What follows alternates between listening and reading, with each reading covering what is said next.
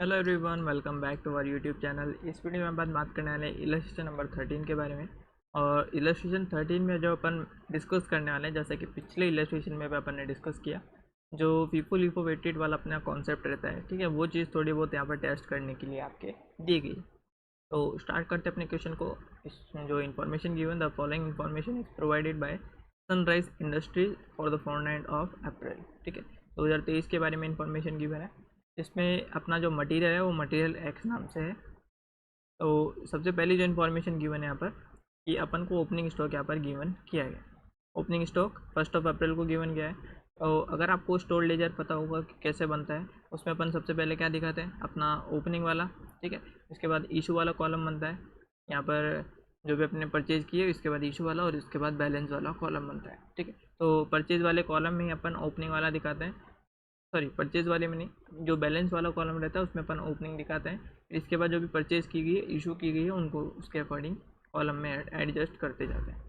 तो वही अपन को सबसे पहले इन्फॉर्मेशन गिवन है कि 100 यूनिट्स 1 अप्रैल को 5 पर यूनिट के हिसाब से गिवन है। ठीक है, फिर कुछ परचेज यहाँ पर गिवन है 5 अप्रैल को, 8 अप्रैल को और 12 अप्रैल को। आगे जो देख सकते हैं आप, इशू की इन्फॉर्मेशन की गई है यहाँ पर 6, 10 और 14 अप्रैल को। अब क्वेश्चन में रिक्वायरमेंट क्या है, वो चीज़ आपको सबसे पहले पढ़नी है। तो पूछा गया है कि कैलकुलेट करना आपको फीफो और लीफो मेथड से जो प्राइसिंग इशू होता रहता है, ठीक है, उससे आपको क्या कैलकुलेट करना है। तो सबसे पहले वैल्यू ऑफ मटेरियल कंज्यूम, यानी कि जो भी मटेरियल आपने कंज्यूम किया है, यानी कि जो भी मटेरियल आपने इशू किया है ड्यूरिंग द पीरियड, उसकी आपको वैल्यू बतानी है, अमाउंट की। ठीक है, सेकंड में क्या पूछा गया है, the value of closing stock. Closing stock क्यों बोल रहा हूँ मैं, क्योंकि 15 अप्रैल को पूछा गया है। और अगर आप ट्रांजेक्शन्स में जाओ तो कोई भी एक ऐसा ट्रांजेक्शन आपको देखने को नहीं मिलेगा, ठीक है, जो 15 अप्रैल से पहले है। ठीक है, जो सारे ट्रांजेक्शन में या तो 15 अप्रैल के पहले हैं और 15 अप्रैल से पहले पहले वाले सारे ट्रांजेक्शन यहाँ पर कंप्लीट हो चुके हैं। तो वो किसी भी डेट को पूछ सकता है, बस जो है ट्रांजेक्शन वहाँ तक कंप्लीट हो जानी चाहिए। ठीक है, तो सबसे पहले उसने क्या पूछा है, वैल्यू ऑफ मटेरियल कंज्यूम, जो है जैसा कि मैंने आपको बताया ये इशू के बारे में पूछ रहा है। और वैल्यू ऑफ जो स्टॉक ऑफ मटेरियल है 15 अप्रैल को, वो चीज़ यानी कि क्लोजिंग स्टॉक ये पूछ रहा है।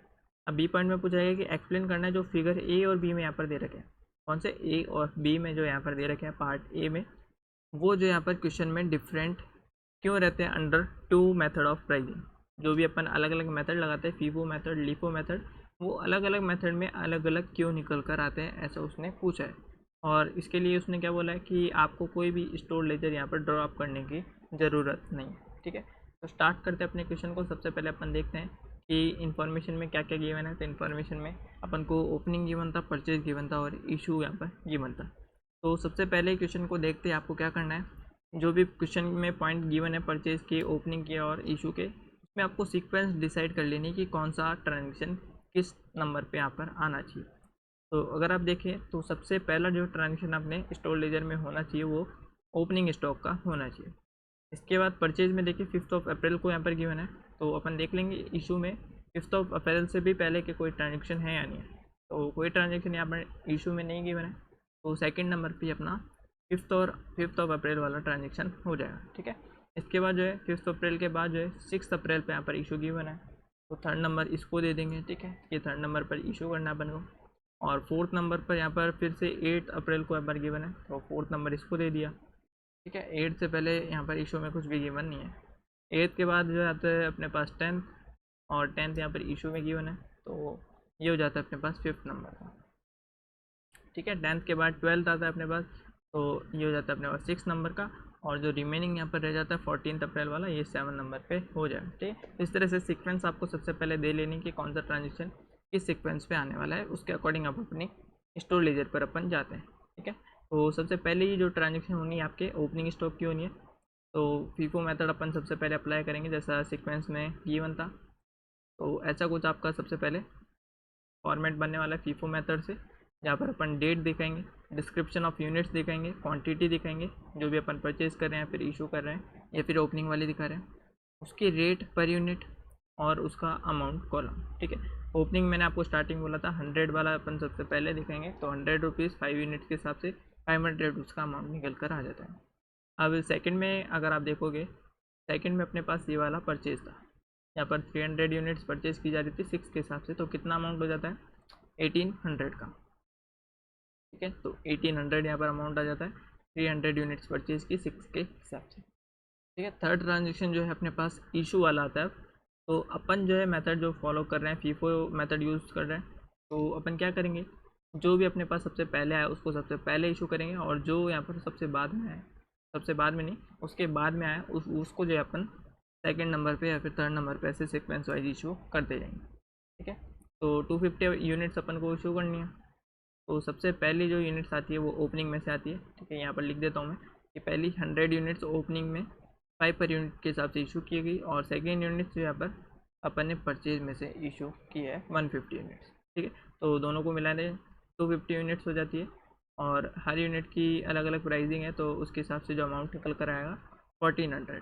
ठीक है, अब नेक्स्ट ट्रांजेक्शन अपन पे वापस से जाते हैं। थर्ड के बाद फोर्थ वाली ट्रांजेक्शन फिर से परचेज की थी, 500 यूनिट्स परचेज की जा रही है 7 के हिसाब से, तो 3500 इसकी वैल्यूएशन हो जाती है। तो यहाँ पर अपन ने परचेज लिखा है 500 यूनिट 7 के हिसाब से 3500। ठीक है, अब इसके बाद जो नेक्स्ट ट्रांजेक्शन है, तो 4 ट्रांजेक्शन अपनी हो गई थी। 5th ट्रांजेक्शन में अगर आप देखोगे 400 यूनिट फिर से यहाँ पर इशू की जा रही है। ठीक है, तो फिर से आते हैं, जो सबसे पहले आएगी वो सबसे पहले यहाँ पर अपन लेस करेंगे। तो यहाँ पर अगर आप देखो तो यहाँ पर से इसमें 150 यूनिट्स यहाँ पर चली गई थी। ठीक है, तो 150 और बच जाती है यहाँ पर, तो सबसे पहले इसी को इशू करेंगे 150 यूनिट 6 रुपीज़ के हिसाब से। ठीक है, और फिर कितनी बच जाती है अपने पास, टोटल अपन को 400 यूनिट्स यहाँ पर इशू करनी थी। ठीक है, तो 150 उसमें हो चुकी है, और 250 अब अपन और करेंगे जो इस वाली में से अपन करेंगे। तो 250 यूनिट्स 7 के हिसाब से, और इन दोनों को अगर आप जोड़ लेते हो, ठीक है, तो ये चीज़ यहाँ पर अमाउंट कॉलम में आपके आ जाएगी।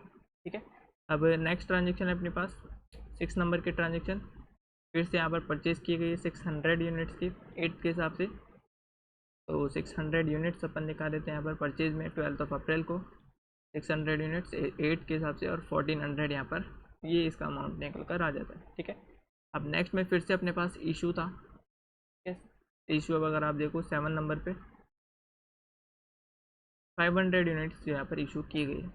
तो अब अपन को देखना पड़ेगा कौन कौन सी यूनिट्स अपन ने इशू कर दी थी। तो ये वाली तो जो यहाँ पर पूरी ही ख़त्म हो गई थी, ये वाली भी ख़त्म हो गई थी। ठीक है, इसके बाद इसमें से कितनी यूनिट्स अपन ने इशू करी थी, इसमें से 250 यूनिट्स अपन ने इशू कर दी थी, यानी कि अभी इसकी 250 यूनिट्स और बची है। तो सबसे पहले अपन क्या करेंगे, इस वाले इशू में ये 250 वाली यूनिट सबसे पहले इशू करेंगे 7 के हिसाब से।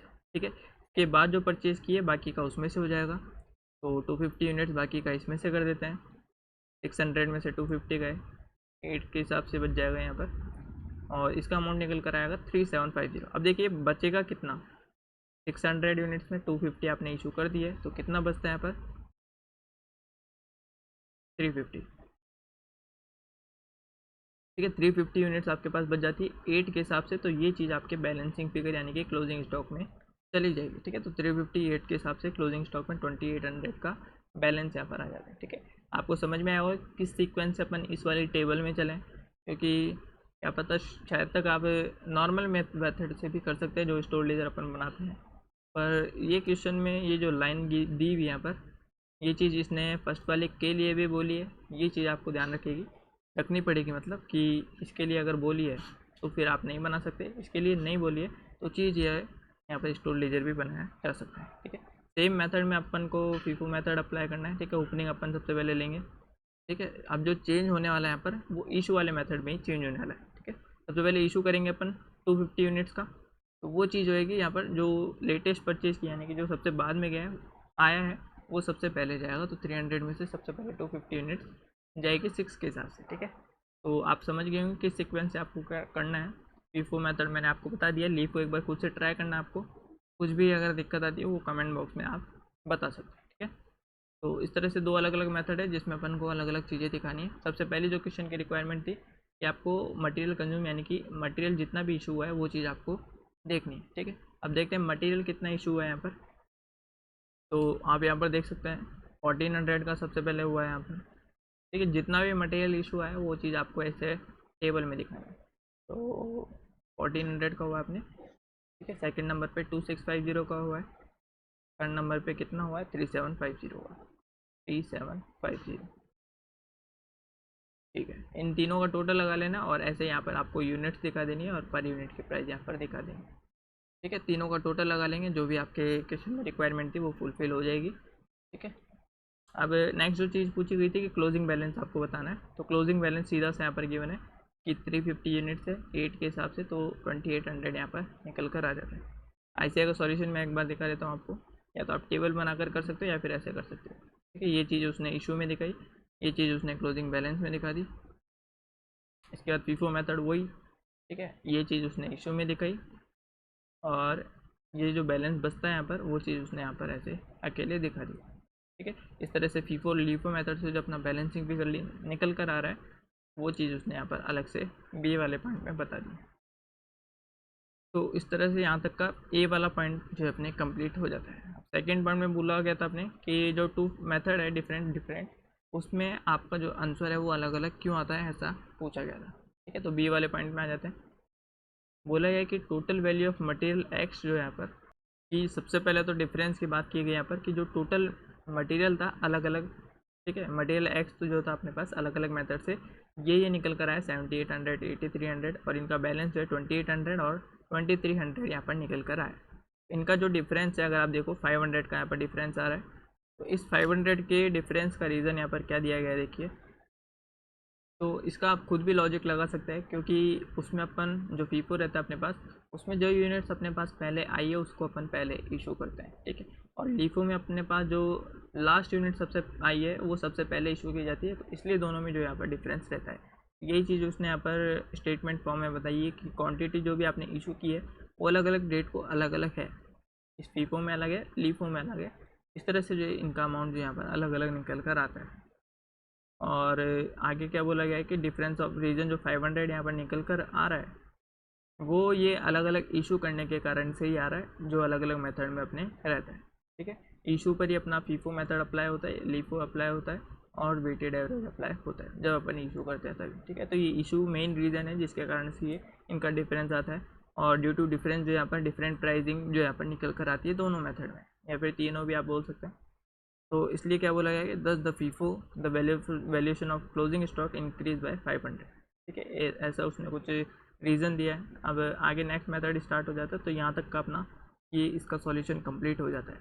उम्मीद है आपको समझ में आया होगा, और जो सेकंड मेथड मैंने आपको दिया है लीफो से करने का, वो चीज़ जो है कमेंट बॉक्स में आप ज़रूर से कमेंट करके बताइएगा अपना लास्ट आंसर। ठीक है, फिर मिलते हैं नेक्स्ट वीडियो में, तब तक के लिए टेक केयर, गुड बाय।